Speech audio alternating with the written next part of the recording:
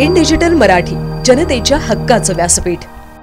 उल्हासनगर शहरात पावसामुळे निर्माण झालेल्या रस्त्याच्या दयनीय अवस्थेमुळे नागरिक त्रस्त झाले होते। आगामी सणासुदीचा काळ आणि गणेशोत्सवाच्या पार्श्वभूमीवर रस्ते खड्डेमुक्त करण्याची मागणी जोर धरत होती। या पार्श्वभूमीवर उल्हासनगर महानगरपालिकेच्या आयुक्त मनीषा आवाडे यांनी खड्डे भरण्याची आधुनिक मोहीम हाती घेतली आहे। पालिकेने या कामासाठी तब्बल 2.5 कोटी रुपयाचा निधी मंजूर केला असून शहरातील अनेक मुख्य रस्त्यांवरील खड्डे मास्टिक डांबर पद्धतीने भरले जात आहेत।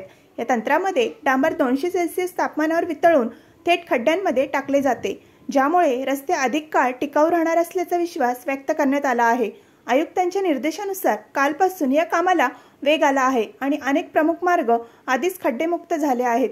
यापुढे रस्त्यांचे काम ज्या ठेकेदारांना दिले जाईल त्यांच्यावर त्या रस्त्यावर पडणाऱ्या खड्ड्यांची जबाबदारी निश्चित करण्यात येणार आहे आणि हे रस्ते मास्टिक डांबर पद्धतीने भरण्याचे आदेश दिले आहेत, अशी माहिती महापालिका आयुक्त मनीषा आवाडे यांनी दिली।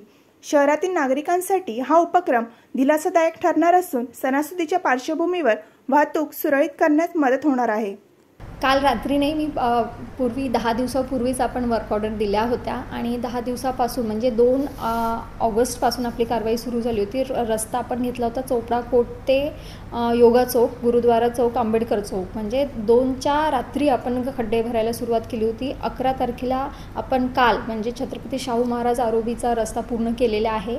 ह्या विषयामध्ये मला सांगावं असं वाटतं की आपण मागच्या वर्षीपर्यंत काय करत होतो की साध्या पद्धतीने डांबरीकरण आपल्याला रस्ते खड्डे भरण्यासाठी वापरत होतो, त्यामुळे ते 6 महिन्यातच खड्डे आपल्याला परत जाणवायला लागायचे किंवा आता जर पाऊस पडला, एखादा चांगला रस्ता पण वाईट परिस्थितीत होतोय आणि त्याला मग आपल्याला दुरुस्ती करता येत नाही आहे, तर ह्या वर्षी आपण ॲस्फल्ट मास्टिक ही जी टेक्निक आहे ती वापरतो। त्याच्यामध्ये 200 डिग्रीचं गरम केलेलं डांबर आपण ते फ्लॅट पद्धतीनं आणि एकदम असं घट्ट पद्धतीनं ते वापरल्या जातात, त्यामुळे त्याचं जे DLP पिरियड आहे तो पण आपण 3 वर्ष टाकलेला आहे। म्हणजे एखाद्या चुकून जर तो खड्डा जर भरला गेला नाही किंवा तो निघाला तर त्याच कॉन्ट्रॅक्टरने तो पुन्हा भरायचा आहे। म्हणजे कुठेतरी अकाउंटेबिलिटी आणि ट्रान्सपरन्सी हे दोन्ही गोष्टी आणण्याचा आपण प्रयत्न केलेला आहे आणि शिवाय पुढच्या वर्षी त्या रस्त्यावरती खड्डे होणार नाही ह्याची जबाबदारी आपण कॉन्ट्रॅक्टरवरती टाकलेली आहे।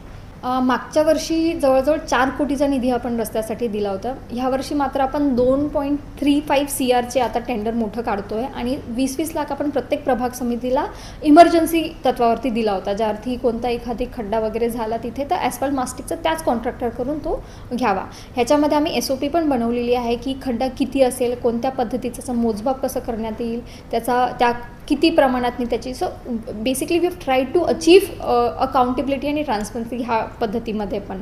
त्यामुळे होपफुली आता गणेशोत्सवाच्या पूर्वी आपला शहर खड्डामुक्त होईल आणि ही जी गोष्ट आहे ही बाब मला वाटते कुठेतरी समजून घेण्याचा प्रयत्न केला पाहिजे की एका दिवसाची नाही आहे।